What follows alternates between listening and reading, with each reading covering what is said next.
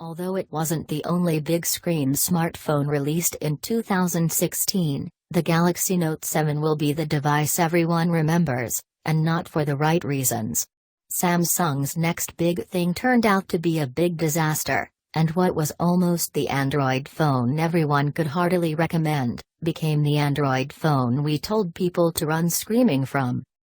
It left the crown for best trouser pocket stretching phone up for grabs, and while we love the LG V20, the company stumbled when it decided to limit its release to a select few markets, especially in light of the Note 7's disappearance.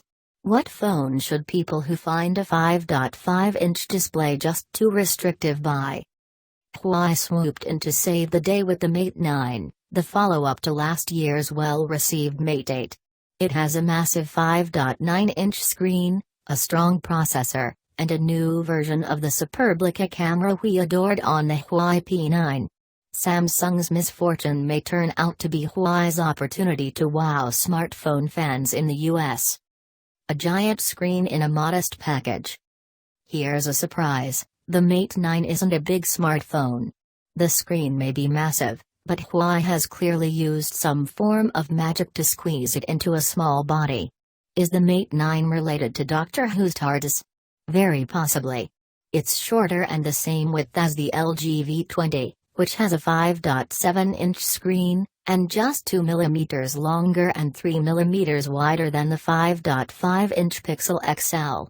Probably not coincidentally, it has a nearly identical footprint to the Apple iPhone 7 Plus. It sits very comfortably in your hand. Yes, you still have to stretch your thumb from one side of the screen to the other, but it's not an impossible task.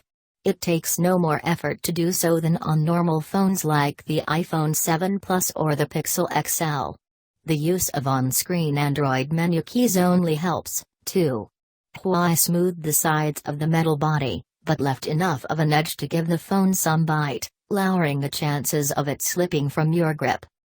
While it's relatively compact and comfortable, it is quite heavy at 190 grams.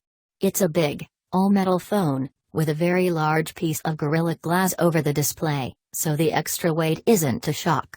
This whopping size doesn't apply to the fingerprint sensor, which is below the camera lens on the rear. It's